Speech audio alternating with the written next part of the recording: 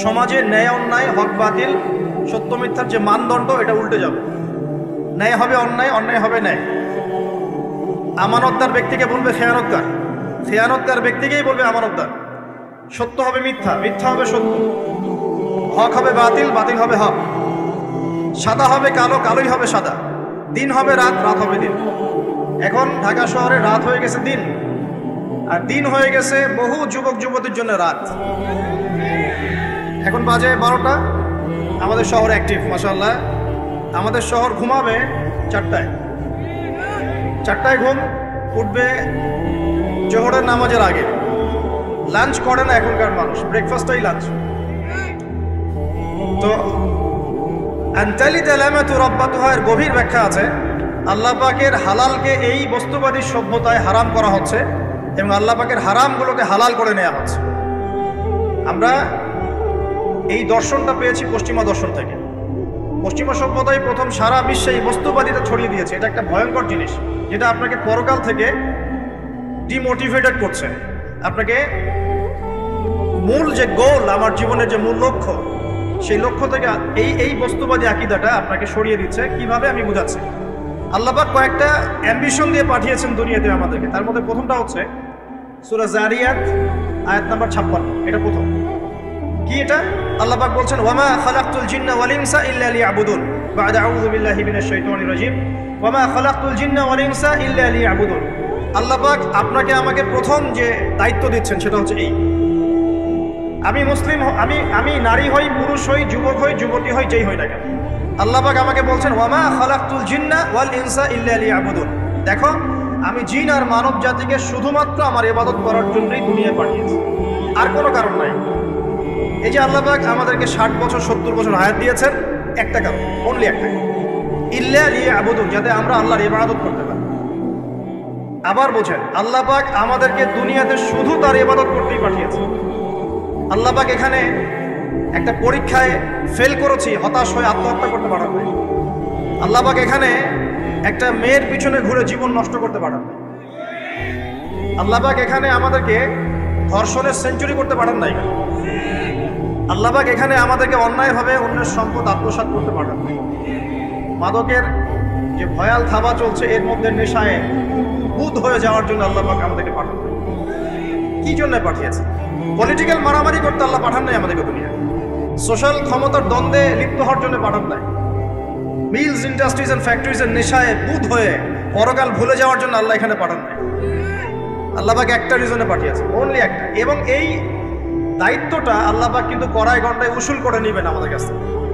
ভাববেন না আল্লাহ পাক এই পুরো মহাবিশ্ব খেলার ছলে সৃষ্টি করেছেন, এমন নয়। আল্লাহ পাক বলছেন, আমি এই মহাবিশ্বকে খেলার ছলে সৃষ্টি করি নাই। ওয়ামা খালাকতুল জিন্না ওয়াল ইনসা, বলেন, ইল্লা লিয়াবুদুন, আমি শুধুমাত্র এবং শুধুমাত্র আমার ইবাদত করার জন্য মানুষ আর জিনদেরকে সৃষ্টি করেছি। জিনকে আমরা দেখি না, আমাদের সাথে জিনরা আছেন। জিনের মধ্যে ভালো খারাপ আছে, ঠিক যেমন মানুষের মধ্যে ভালো খারাপ আছে।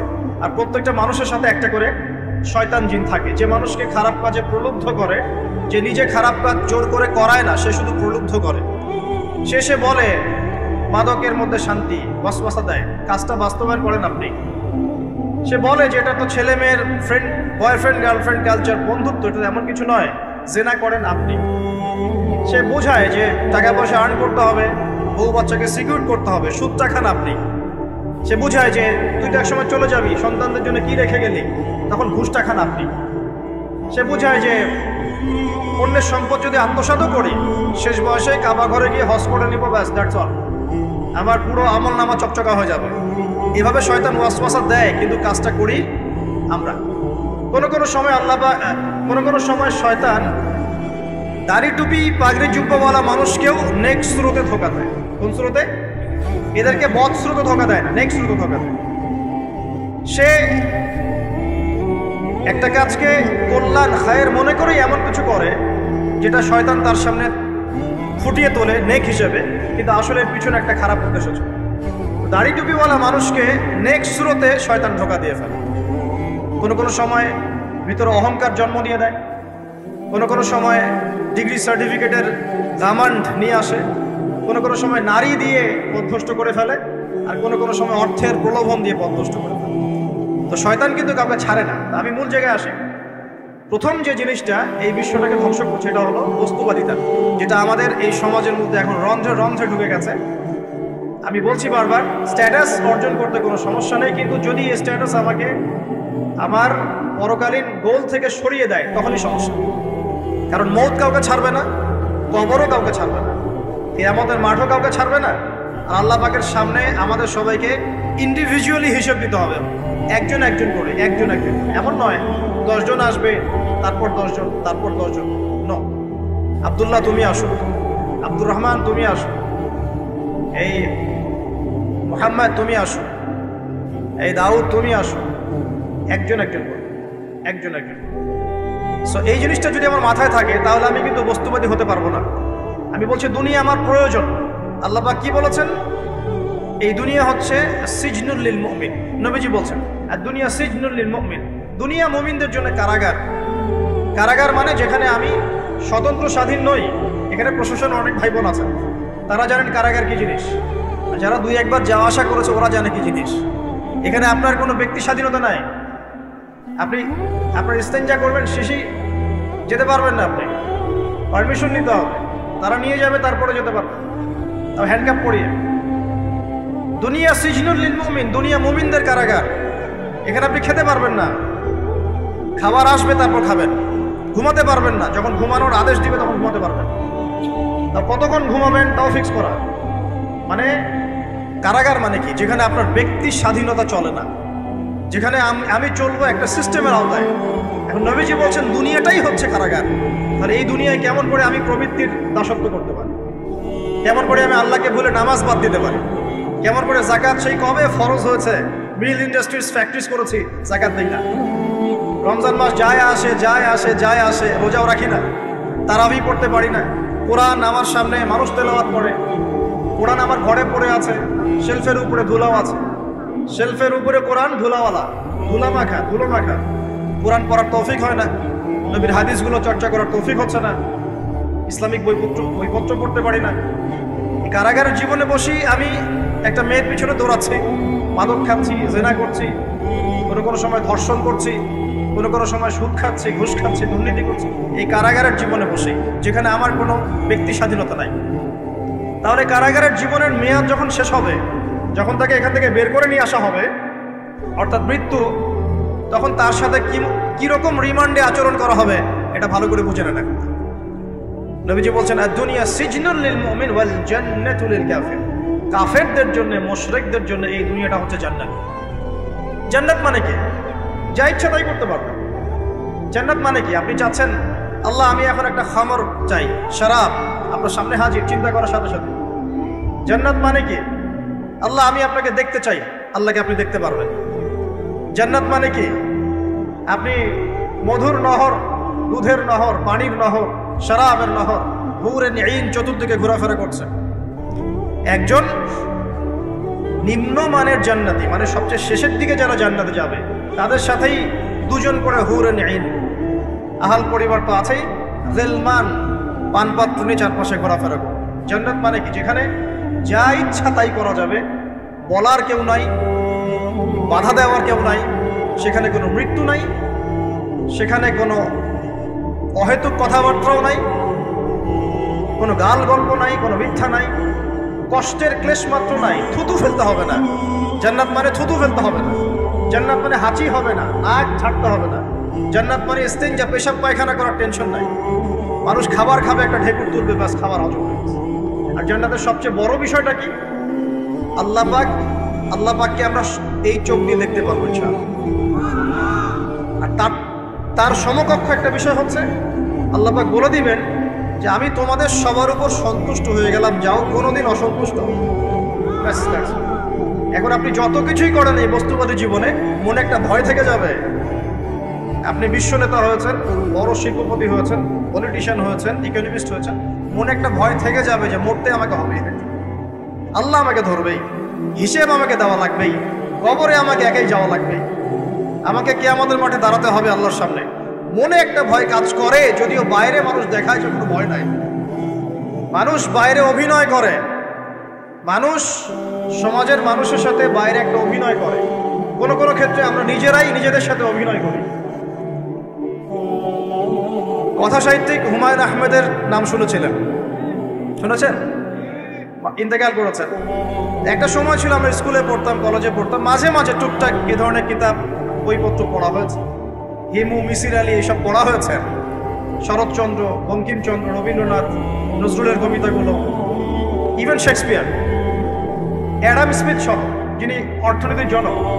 যাই হোক, তিনি তার বইয়ের মধ্যে লিখেছিলেন যে এই পুরো দুনিয়াটা হচ্ছে অভিনয়ের মঞ্চ।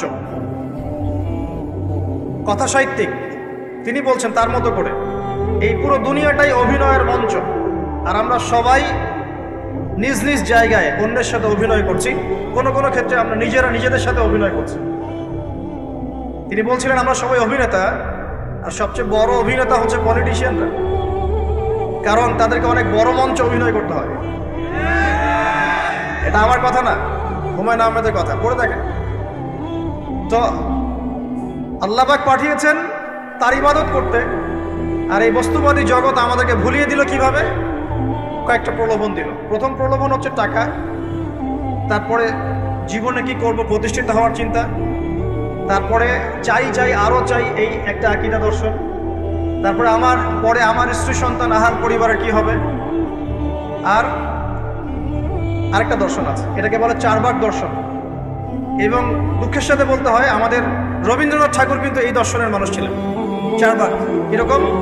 তার কবিতা পড়লে দেখবেন লিখে আছে, দুহাতে যা পাও হাত পেতে নাও, দুহাতে যা পাও হাত পেতে নাও, বাকির খাতা শূন্য থাক, বাকির খাতা শূন্য থাক। ঠিক চারবাক দর্শন, এটা ফিলোসফি পড়েছেন, এখানে অনেক টিচারও আছেন আমি জানি, তারা এই কথাগুলো বুঝবেন। চারবাক দর্শন কেমন? ঋণ করে ঘি খাও, ঋণ করে ঘি খাও, যতদিন বাঁচবে সুখে বাঁচবে, এটা হলো চারবাক দর্শন। তো দুহাতে যা পাও হাত পেতে নাও, বাকির খাতা শূন্য থাক, মিল আছে না? ঋণ করে হলো ঘি খান, যেভাবে হোক ঘি খান আপনি, মানে ঋণ করে হলো ঘি খান, যতদিন বাঁচবেন সুখে বাঁচবেন। তাহলে এই দর্শনগুলো বস্তুবাদী না? বুঝতে পারছেন কিনা? মেটেরিয়ালিজম, বস্তুবাদিতা, মানে আপনি চোখের সামনে যা দেখছেন এই দুনিয়া, যেভাবে হোক অর্জন করে নেন, বাকির খাতা শূন্য থাক। ইসলামিক কনসেপ্ট এর টোটাল ডিফারেন্ট কনসেপ্ট। ইসলামের ঈমান, আকীদা, ইসলাম, পরকাল, মুহাম্মদ সাল্লাল্লাহু আলাইহি ওয়াসাল্লামের আদর্শ সম্পূর্ণ ডিফারেন্ট। আমরা বলি কি এই দুনিয়াতে আমরা মুসাফির, দুনিয়াতে আমরা কি মুসাফির, কে কতদিন থাকবো কোনো ঠিক নাই। নবীজি বলছেন, হে আব্দুল্লাহ বিন ওমর, তুমি দুনিয়াতে মুসাফিরের মতো থাকো, সকালবেলা উঠলে সন্ধ্যার অপেক্ষা করো না, সন্ধ্যাবেলা হলো সকালের অপেক্ষা। দর্শনের মধ্যে কত পার্থক্য না? আকাশ পাতাল পার্থক্য না? এখন যদি এই বস্তুবাদী দর্শন দিয়ে আপনি চলাফেরা করেন, তাহলে তো আপনার লাইফের অ্যাম্বিশন হবে একটা ফ্ল্যাট, আর ওটা এনি হাও আপনাকে অ্যাচিভ করতে হবে, legal way or illegal way, আপনাকে অ্যাচিভ করতেই হবে, অ্যাচিভ করতেই হবে, যেহেতু আপনার মোটিভটা হচ্ছে মেটেরিয়ালিজম, বস্তুবাদিতা। আর নবী সাল্লাল্লাহু আলাইহি ওয়াসাল্লাম কি বলছেন? সকালে ঘুম থেকে উঠলে সন্ধ্যার অপেক্ষা করো না, সন্ধ্যাবেলায় থাকলে সকালের অপেক্ষা করো না। তুমি দুনিয়াতে মুসাফিরের মতো থাকো, তোমার যতটুকুতে দুনিয়া চলে যায় এতটুকুতে সন্তুষ্ট থাকো। নবীজি আরো বলছেন, তুমি কখনো উপরের দিকে চোখ দিয়ে হেঁটো না, রাস্তায় যখন হাঁটবে উপরের দিকে দেখো না। লা তানজুরু ইলা মান হুয়া আসফালা মিনকুম, যারা তোমাদের উপরে আছে ওদের দিকে দেখো না, বরং তুমি দেখো যে তোমার নিচে কারা আছে। আবার বলছি, নবীজি বলছেন, তোমরা হাঁটবে যখন রাস্তায় চলাফেরা করবে, তোমাদের উপরের দিকে দেখবে না, তোমাদের উপরে কারা আছে। অলওয়েজ দেখবা তোমাদের নিচে কারা আছে, তোমাদের চেয়ে খারাপ কারা আছে। এক ভাইকে আপনি দেখবেন আপনি সুস্থ, তার হাত নাই।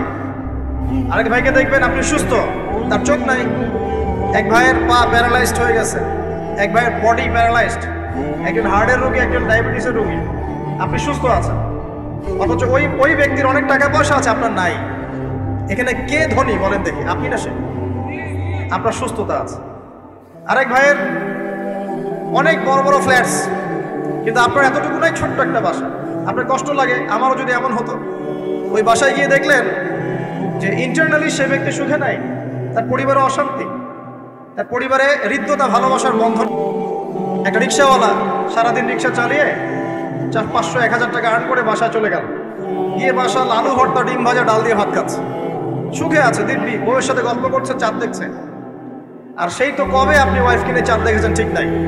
আপনি টাকা অর্জন করার নেশায় বছরের পর বছর স্ত্রী থেকে দূরে আছে, দেখারই সৌভাগ্য হয়।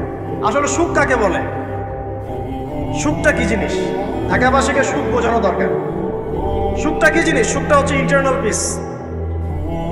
যখন আপনি বা আমি নিজেকেও বলছি, যখন আমরা আল্লাহকে পাবো, আল্লাহ পাকের ইবাদতের মধ্য দিয়ে, রাসূলের সুন্নতের মধ্য দিয়ে অল্পে তুষ্ট থাকতে পারবো, যা আছে এতে শুকরিয়া আদায় করবো, আপনার চেয়ে সুখী মানুষ দুনিয়াতে কেউ নাই দুনিয়াতে। কিন্তু বস্তুবাদিতা আপনাকে এই আকীদা আদর্শ থেকে সম্পূর্ণ ডিমোটিভেট করে দেবে। আপনাকে খালি চাই আরো চাই। ওই যে দু হাতে যাবো হাত পেতে নাও, বাকির খাতা শূন্য থাকে। আর আমাদের দর্শন দু হাতে যাবো হাত পেতে নাও না, বরং দুনিয়াতে যতটুকু পাও এতটুকুতে সন্তুষ্ট থাকো, বাকির খাতা শূন্য থাক না, বাকির খাতা পূর্ণ হোক। মানে পরকালটা বাকির খাতা না, পরকালের বাকির খাতাটা পূর্ণ হোক। প্রয়োজনে দুনিয়ার সব চলে যায় যাক, প্রয়োজনে দুনিয়ার সব যদি চলেও যায় যাক, তারপরে বাকির খাতা কি হোক? পূর্ণ হোক। এটাই আল্লাহ রাব্বুল আলামিন সূরা আ'লার মধ্যে বলছেন, বাল তুসিরুনাল হায়াতাদ দুনিয়া, তোমরা এই দুনিয়ার জীবনটাকেই প্রাধান্য দিয়ে থাকো। ওয়াল আখিরাতু খায়রুন ওয়া আবকা, কিন্তু আখিরাত হচ্ছে সবচেয়ে উত্তম এবং চিরস্থায়ী। প্রিয় ভাই এবং বোনেরা যারা আলোচনা শুনছেন, আজকে আমাদের প্রথম সবক হওয়া উচিত দুনিয়ার নেশায় আমরা না পড়ি। আল্লাহ পাক আমাদেরকে তৌফিক দান। এর মানে এই না আমরা দুনিয়ার প্রোগ্রেসে যাব না, অবশ্যই যাব, আমরা অবশ্যই যাব।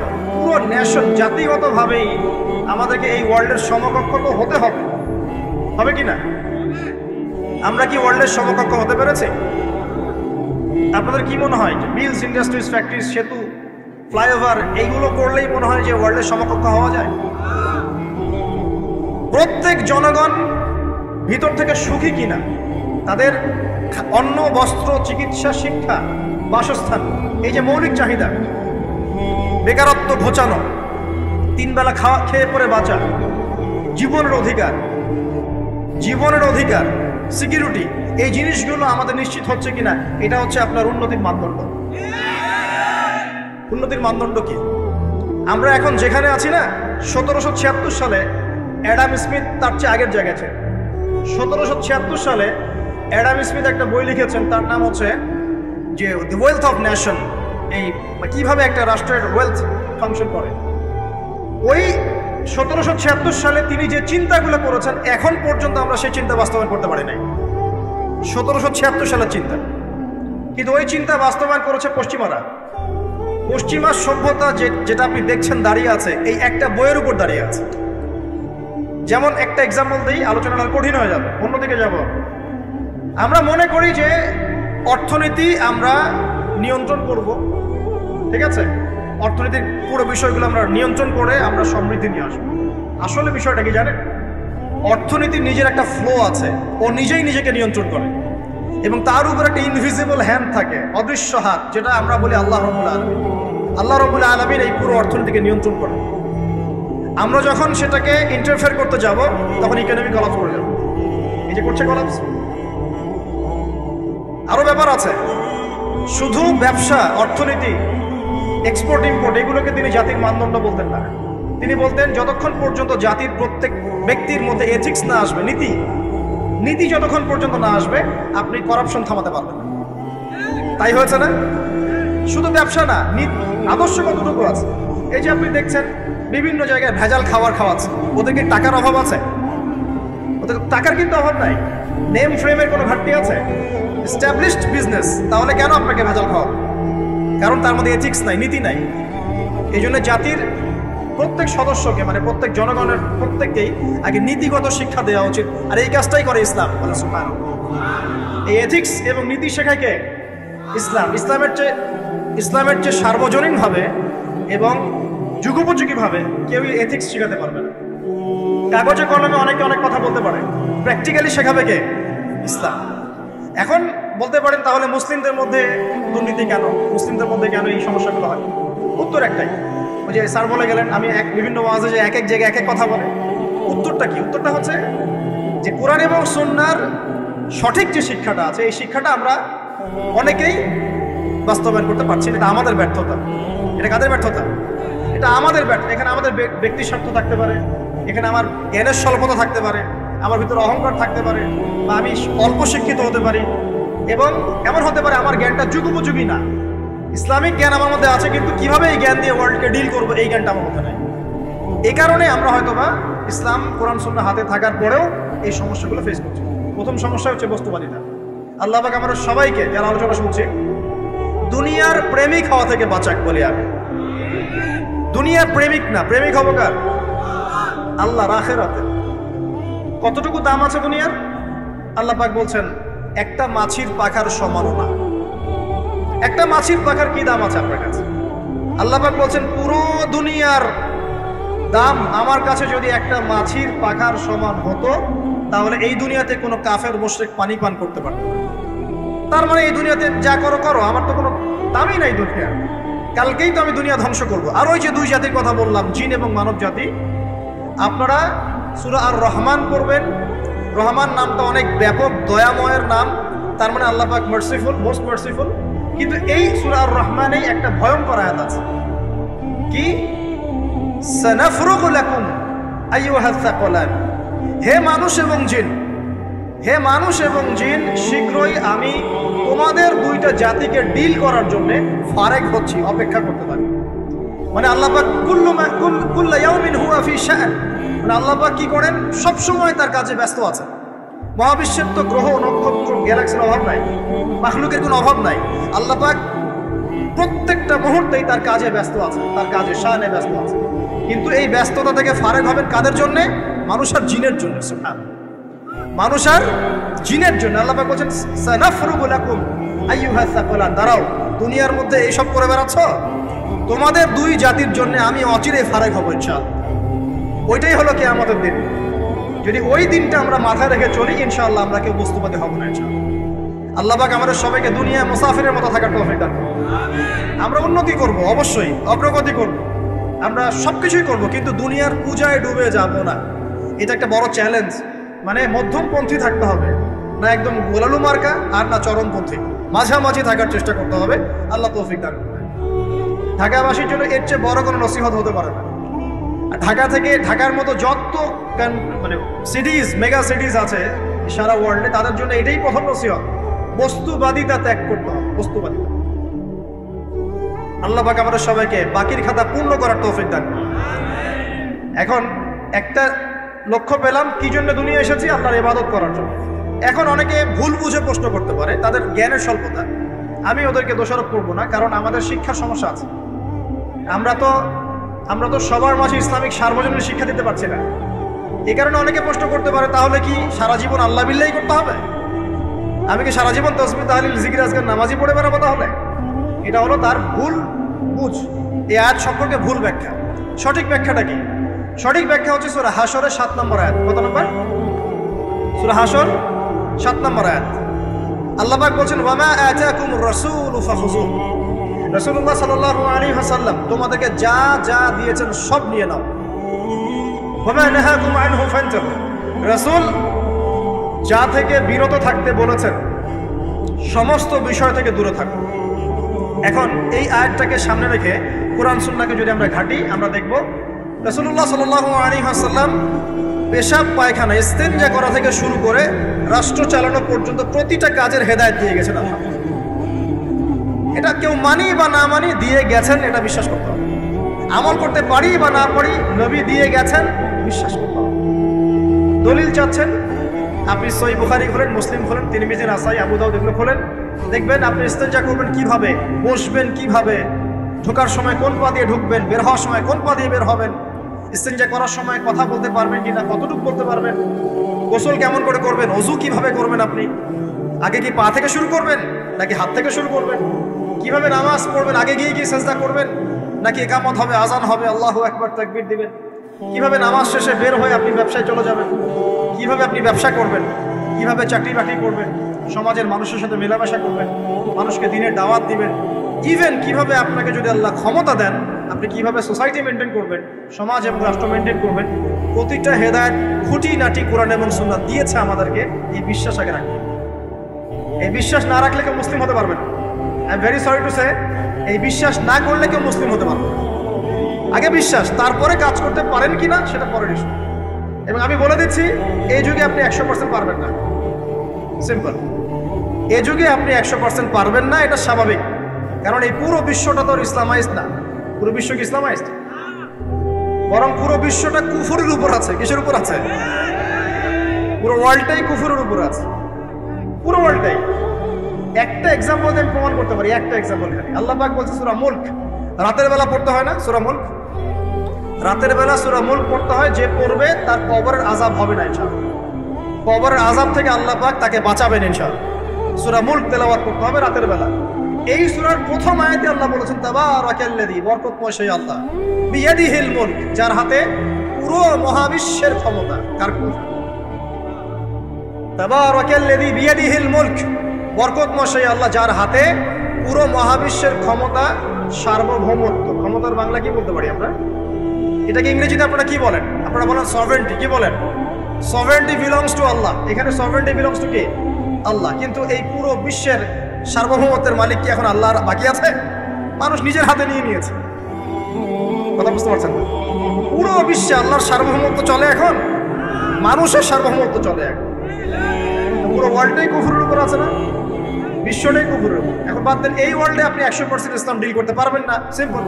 কিন্তু আগে বিশ্বাস করেন যে একদম টয়লেট থেকে শুরু করে আসমান পর্যন্ত সবকিছুই হেদায়েত কোথায় আছে, কোরআন সুন্নাহ আছে কি নাই? এখন মানতে পারি না, সেটা আলাদা ইস্যু। কেউ বিশ্বাস করেছে, মানতে পারে না, আল্লাহ তাকে মাফ করে দিবে ইনশাআল্লাহ।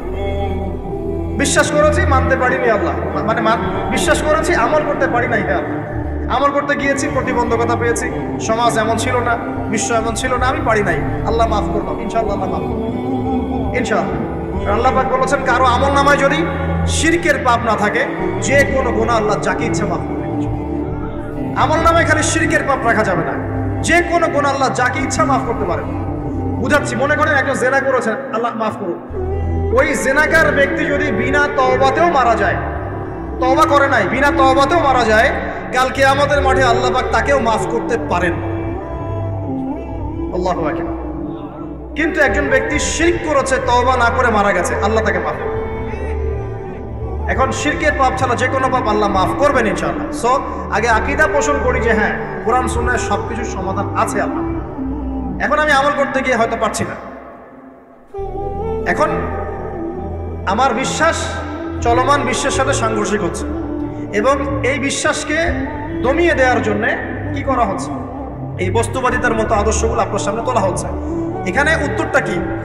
এখানে উত্তরটা হচ্ছে, দেখুন, ইবাদত মানে শুধুমাত্র নামাজ, রোজা, হজ, যাকাত নয়।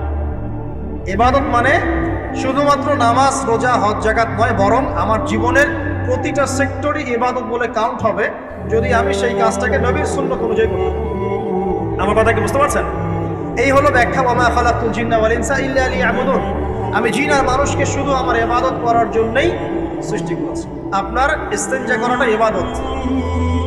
সুবহানাল্লাহ। আমার ইস্তেনজা করা কার প্রয়োজন? আমার না, ইসলামের না আল্লাহ পাকের? ইস্তেনজা কার জন্য করি? আমার প্রয়োজন। আমাকে এখন ইস্তেনজা করতে হবে, কষ্ট দিচ্ছে আমাকে।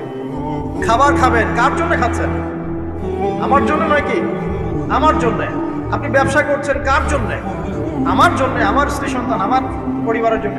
আপনি সমাজ চালাচ্ছেন, কার জন্য? আপনার জনগণের জন্য। এখানে স্বার্থ কার? মানুষের না আল্লাহ? আমার স্বার্থ, আমার স্বার্থে আমি এই সব কাজগুলো করব, নবীর সুন্নাহ অনুযায়ী করব, তাহলে দুনিয়াবি কাজগুলোতেও আল্লাহ পাক নেকি দিয়ে দিবেন। কেমন দুনিয়াবি কাজ? স্ত্রী সহবাস করা, স্ত্রীর সাথে ভালোবাসা, প্রণয় বিনিময়। আপনি স্ত্রীর দিকে তাকিয়েছেন, নেকি হয়েছে। স্ত্রীর হাতটা ধরেছেন, নেকি হয়েছে। স্ত্রীকে আদর করেছেন, নেকি হয়েছে। তার মুখের মধ্যে ভাত তুলে দিয়েছেন, নেকি হয়েছে। আপনার ছেলেকে আদর করে কোলে নিয়েছেন, নেকি হয়েছে। মা ছেলেকে দুধ পান করাচ্ছে, নেকি হচ্ছে। আপনি ভাইকে 5টা টাকা দিয়ে সহযোগিতা করলেন, নেকি হচ্ছে। একজন এসে বসতে পারছে না, জায়গা ছেড়ে দিলেন, নেকি হচ্ছে। ইভেন রাস্তায় হাঁটছেন, এক মুসলিম ভাইয়ের সাথে সাক্ষাৎ হলো, সালাম দিলেন, মুচকি হাসি দিলেন, নেকি হয়ে গেল। তাহলে আমরা কিভাবে বলতে পারি যে ইসলাম কি শুধু নামাজ, রোজা, হজ, যাকাতকেই স্বীকৃতি দেয়, এগুলো করতেই দুনিয়াতে আসছি, নাকি সব কাজই ইবাদত? আমার আলোচনা কি কঠিন হয়ে যাচ্ছে? আমাদের জীবনের প্রতিটা কাজই ইবাদত, যদি সেটা রাসূল সাল্লাল্লাহু আলাইহি ওয়াসাল্লামের সুন্নাহ মতো করা হয়। তিনটা জিনিস খেয়াল রাখতে হবে। কয়টা জিনিস ভাই? এক, সেই ইবাদত হতে হবে আল্লাহর সন্তুষ্টির জন্য। এই যে আমি স্ত্রীর মুখে ভাত তুলে দিচ্ছি, তার কাছ থেকে কিছু পাওয়ার আশায় নয়, আমি দিচ্ছি আল্লাহর সন্তুষ্টির জন্য। আমি যে একজন মুসলিম ভাইকে হাসি মুখে সাক্ষাৎ করলাম, ও আমাকে ভালো বলবে, পরে আমাকে হেল্প করবে, এমন এই জন্য নয়, আল্লাহ পাক সন্তুষ্ট হবেন তাই। আমি নামাজে দাঁড়িয়েছি, লোকে আমাকে ভালো বলবে এই জন্য দাঁড়াই নাই, দাঁড়িয়েছি কেন? যাতে আল্লাহ আমাকে কালকে আমাদের মাঠে বাঁচান। আমি দাড়ি ছেড়ে দিয়েছি কেন? মানুষ আমাকে হুজুর বলবে তাই, এই জন্য না, বরং আল্লাহর রাসূলের সুন্নাত জীবিত করেছি, ইনশাআল্লাহ আমি 50 জন শহীদ সাহাবীর নেকি পাবো ইনশাআল্লাহ। কেন আমি টাকনুর নিচে কাপড় পরছি না? কারণ কি মানুষ আমাকে বলবে নতুন ফ্যাশন? না, আমি এই কারণে পড়ছি যাতে রাসূল সাল্লাল্লাহু আলাইহি ওয়াসাল্লাম কালকে আমাদের মাঠে এই সুন্নাহর উপর আমল করার জন্য আমার পক্ষে সুপারিশ করে। আমার ইবাদত, আমার পর্দা, আমার পরিবার, আমার ব্যবসা, আমার অর্থনীতি, আমার পলিটিক্স সবকিছু আল্লাহর জন্য করব, এই একটা হলো মূলনীতি ইবাদত কবুল হওয়ার। এক। দুই, সেই আমলটা হতে হবে রাসূলের সুন্নাহ মোতাবেক, অন্য কোনো পদ্ধতিতে নয়। মনে করেন আমি একজন খুব বড় বুজুর্গ হয়ে গেছি, নাউজুবিল্লাহ, আমরা এত বড় বুজুর্গ হয়ে যাই নাই, যে টাইটেলগুলো আপনারা দেন এগুলোর কোনো প্রয়োজনও নাই। এখন একজন বড় বুজুর্গ এসে যদি আপনাকে কোনো ইবাদতের পদ্ধতি শিখিয়ে দেয়, এই পদ্ধতিতে ইবাদত করা অনেক ভালো হবে, কিন্তু ওই পদ্ধতির সাথে রাসূলের এবং সাহাবীদের পদ্ধতির কোনো মিল নাই। মুখরোচক মনে হলো, দেখতে সুন্দর মনে হলো, এবং অনেক মানুষ তা করছে, এরকম দলিল থাকলেও সেই কাজটা করা যাবে। কারণ কি? কারণ সেই কাজটা রাসূল সাল্লাল্লাহু আলাইহি ওয়াসাল্লামের সুন্নাহ মাফিক হয়নি। আল্লাহ রাসূল করেন নাই, সাহাবীরা করেন নাই, বাস আমি করব। ইমামরাও করেন নাই, পরবর্তী জেনারেশনে কেউই করেন নাই। এখন যত ভালো টাটকা মজা লাগুক, দেখতে সুন্দর লাগুক, বহু মানুষ করছে, এইসব দলিলে ইসলাম টিকবে না। আল্লাহ পাক বোঝার তৌফিক দান করুন। এক নম্বর শর্ত আল্লাহর সন্তুষ্টির জন্য হতে হবে। দুই নম্বর রাসূলের পদ্ধতিতে হতে হবে। তিন নম্বর খুব ডিফিকাল্ট, তিন নম্বরটা বেশি ডিফিকাল্ট। প্রথম দুইটা পার হয়ে গেলেও তিন নম্বরে গিয়ে আমরা আটকে যাচ্ছি। আর বলবো, রাগটা করবেন না তো। তিন নম্বর হচ্ছে রিজিক হালাল হতে হবে। রিজিক হালাল হতে হবে। পশ্চিমের আদলে গড়া এই পুরো বিশ্বের বেশিরভাগ মানুষের রিজিক এখন হারাম। কেন হারাম? কারণ কোনো না কোনোভাবে আমরা সুদের সাথে সম্পৃক্ত হয়ে যাচ্ছি, কোনো না কোনোভাবে। আর নবীজি অনেক আগেই বলেছিলেন, 1400 বছর আগে, যে একটা জামানা তোমাদের সামনে আসবে, যে মানুষ সুদ খেতে চাইবে না তার গায়েও সুদের ছিটাফাটা গিয়ে লাগছে কিনা? এখন আপনি খেতে চাইবেন না, আপনাকে মেসেজ পাঠিয়ে দেওয়া হবে আপনার অ্যাকাউন্টে এত টাকায় যোগ হয়েছে। কি করবেন এখন? টাকাটা আপনি সুদের টাকা। সুদের টাকা মানে কি? এক দিরহাম যে ব্যক্তি সুদ খেয়েছে, সে যেন 36টা মেয়ের সাথে জিনার পাপ করেছে।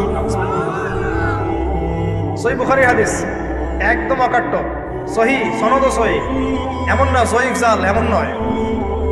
এক দিরহাম যে ব্যক্তি সুদ খেয়েছে, সে যেন 36 বার জিনা করলো, নবী সাল্লাল্লাহু আলাইহি ওয়াসাল্লাম। আর এই হাদিস তো আপনারা জানেন যে সুদের পাপের 73টা শাখা আছে। নিচের শাখা হচ্ছে মায়ের সাথে জিনা করা, মাকে বিয়ে করা, আর উপরের শাখা হচ্ছে আল্লাহ এবং তার রাসূলের সাথে যুদ্ধ করা। এগুলো অবলীলায় করছি আমরা। আর নবীজি বলছেন 4 শ্রেণীকে আমি অভিশাপ দিয়ে গেলাম। আল্লাহর নবী অভিশাপ দিয়ে গেলেন মানে সে জাহান্নামে যাবে, কোনো অবস্থাতেই জান্নাতে যাবে না। ইল্লা মাশা আল্লাহ। 1, যে সুদ খায়। 2, যে সুদ দেয়। 3, সাক্ষী থাকে। 4, লিখে রাখে। এখন বলেন এই সিস্টেমের বাইরে কতজন মানুষ আছে? এর বাইরে আবার আছে যাকাত না দেয়া, সম্পদ হারাম হয়ে যাচ্ছে। এর উপর আবার আছে ঘুষ, যা না দিলে অনেক সময় চাকরি বাকরি হয় না। আস্তে আস্তে এগুলো আমরা ট্রেডিশন বানিয়ে নিয়েছি। এক সময় আমরা, শোনেন, এটাকে বলা হয় নিউট্রালাইজেশন, মানে স্বাভাবিকীকরণ। কঠিন টার্ম বলে ফেলছি মনে কিছু। যেমন আগে ধর্ষণ হলে আমরা খুবই সোচ্চার ছিলাম এবং সারা এলাকা ফেটে যেত, এত বড় কথা। কেউ মাপে কম দিলে, ধরা পড়লে চক্ষু লজ্জায় সে সমাজে চলতে পারত না।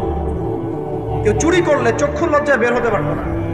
আস্তে আস্তে আস্তে আস্তে আস্তে আস্তে এই যে মাপে কম দেয়া বলেন, সুদ বলেন, জেনা বলেন, আস্তে আস্তে পাপগুলোকে আমরা নিউট্রালাইজেশন করে ফেলছি, নিউট্রালাইজ হয়ে গেছে। হ্যাঁ, দর্শন ডেইলি 4-5টা হয়, সুদ সবাই খায়, আমিও খাই, যে না তো সবাই করে, বয়ফ্রেন্ড গার্লফ্রেন্ড ফ্রি মিক্সিং আছে, আমি করলে সমস্যা কি? ওর তো 4টা, আমার তো মাত্র 1টা। ওর চেয়ে আমি ভালো। ওর 5টা বয়ফ্রেন্ড, আমার তো 1টা। ওর 4টা গার্লফ্রেন্ড, আমার তো 1টা। আমি তো ভালো। আমার ছেলে খুব ভালো, শুধু মাঝে মাঝে একটু ড্রিঙ্কস করে, ব্যাপারটা এরকম আর কি। তো এই যে পাপকে নিউট্রালাইজেশন করা হচ্ছে আস্তে আস্তে, স্বাভাবিকীকরণ। এই ফ্লোতে আমরা মোটামুটি সবাই পড়ে গিয়ে রিজিক হারাম হয়ে যাচ্ছে। ঘুষ দিতে হয়, চাকরি হবে না। আবার দেখেন, জাকাত না দেওয়ার মধ্য দিয়ে রিজিক হারাম করে ফেলছি, সুদ খাওয়ার মধ্য দিয়ে করছি, ঘুষ নেওয়ার মধ্য দিয়ে করছি, কোনো কোনো ক্ষেত্রে করাপশন, অন্যের সম্পদ আত্মসাতের মধ্য দিয়ে করছি। এর বাইরে যারা ব্যবসা করছি, আমরা যে দুধে দেওয়া তুলসী পাতা এমন নয়, কোনো কোনো সময় মাপে কম দিচ্ছি। এই যে টাটকা জিনিস বলে ভেজাল খাওয়াচ্ছি, 3 দিনের বাসি তেল দিয়ে ইফতার রান্না করে খাওয়াই দিবে, বলবে একদম টাটকা জিনিস। রমজান মাস আসছে সামনে না, কত যে মানুষ বের হবে যারা তারাবির নামাজ পড়বে একদম 20 রাকাত, ওখানে রাকাত দিয়ে ঝগড়া হবে। ঠিক ওরাই যখন দেখবেন বিকালে দুপুরে ইফতার বিক্রি করবে, বিভিন্ন পণ্য বিক্রি করবে, দেখবেন যে দুনিয়ার বাসি পচা আপনাকে খাওয়াই দিবে। এই শ্রেণীর মানুষের ধারণা যে লা ইলাহা ইল্লাল্লাহ শুধু মসজিদে আছে, বাজারে নেই। এটা ধারণা, লা ইলাহা ইল্লাল্লাহ মুহাম্মাদুর রাসূলুল্লাহ, এটা মসজিদে আছে, বাজারে, সমাজে, অন্য জায়গায় নাই। এটা তাদের ধারণা। তাদের এই ধারণা অচিরেই ভাঙবে যখন মৃত্যুর দূত চলে আসবে। তখন বুঝবে লা ইলাহা ইল্লাল্লাহ একটা সার্বজনীন কালিমা, যেটা জীবনের সব ক্ষেত্রেই চলতে হবে। আল্লাহ পাক আমাদেরকে বোঝার তৌফিক দান। ব্যবসা করছি আলহামদুলিল্লাহ, অ্যাটলিস্ট সুদ খাচ্ছি না। তবে এতটুকু মনে রাখবেন, ব্যবসায়ীদের অসততার কারণে, আমানতের খেয়ানতের কারণে একটা আযাব আসে। হাদিসের মধ্যে আসছে একটা আযাব আসে। নবীজি বলেছেন, যখন একটা জাতির ব্যবসায়ীরা মাপে কম দেওয়া শুরু করে, মিথ্যা কসম করে পণ্য বিক্রি করা শুরু করে এবং আমানতের খেয়ানত করে, তখন ওই জাতির উপর দুর্ভিক্ষ চাপিয়ে দেওয়া হয়। কি চাপিয়ে দেওয়া হয়? দুর্ভিক্ষ চাপিয়ে দেওয়া হয়। মনে করছেন যে হয়তো দুর্ভিক্ষ নাই, পুরো ওয়ার্ল্ড ওয়াইড একটা নীরব দুর্ভিক্ষ চলছে এখন আস্তে আস্তে। সকালে একটু আগে বলেছিলাম না, গরিব মানুষ আলু ভর্তা, ডাল আর ডিম ভাজা দিয়ে ভাত খেত আগে। এখন তারা বলে আমরা ডিমই দেখতে পারি না চোখে। ডিমও খাওয়ার এখন সামর্থ্য হচ্ছে না অনেকেরই। আপনি শোনেন, আমি একটা জব করতাম, মনে করেন স্যালারি পেতাম 5,000 টাকা, এখন পাচ্ছি 10,000 টাকা। কিন্তু 10,000 টাকা স্যালারি পাওয়ার পরেও আগে 5,000 টাকা দিয়ে আমি সংসার চালাতে পারতাম, এখন 10,000 টাকা দিয়ে পারছি না। কারণ কি? কারণ হচ্ছে মুদ্রাস্ফীতি, দ্রব্যমূল্যের ঊর্ধ্বগতি, এর পাশাপাশি আছে আমানতের খেয়ানত করা, করাপশন এবং কিছু অসৎ ব্যবসায়ীর এই দুরভিসন্ধি। এসবের কারণে সাফার করছি কারা? আপনি তো সাফার করবেন না, কারণ আপনার তো ফ্ল্যাট আছে বড়। আপনি তো সাফার করবেন না, বিকজ আপনার আমার তো 3 বেলা খাওয়ার টাকা পয়সা আছে। এই যে আমি এসেছি, আমাকে ভালো অঙ্কের হাদিয়ে দিচ্ছে, আমি তো সাফার করবো না। সাফার কে করবে? সাফার করবে রিক্সাওয়ালা ভাই, ভ্যানওয়ালা ভাই, এই যে রাস্তাঘাটে যারা আশপাশে বাসা করে আছে, যারা দারিদ্র সীমার নিচে আছে, এদের সংখ্যা কত আপনার মনে হয়? মিনিমাম 3 থেকে 4 কোটি মানুষ আমাদের দেশের। মনে হচ্ছে পপুলেশনটা কম? উমর রাদিয়াল্লাহু আনহু বলতেন, আমি ভয় করি যদি আমার অধীনে একটা মেষপালক, মানে যে মেষ চড়ায়, এই মেষপালক এবং তার মেষ যদি না খেয়ে মারা যায়, আমি ভয় করি আল্লাহ কালকে আমাদের মাঠে আমাকে দাঁড় করিয়ে বলবেন, হে ওমর, তোমার তত্ত্বাবধানে এই ব্যক্তি না খেয়ে মরল কেন? এগুলো হিস্ট্রি হয়ে গেছে জাদুঘরে। এগুলো কোথায়? যা মিউজিয়ামে, হিস্ট্রি মিউজিয়ামে। কিন্তু এটাই ইসলাম। এখন সলিউশন কি? একটু এই জায়গায় কথা বলে সামনে যাই, একটু মনোযোগ দেন। সলিউশনটা কি? প্রথম কথা হচ্ছে আমাদের সবাইকে আমানতদার হতে হবে ভাই, প্লিজ।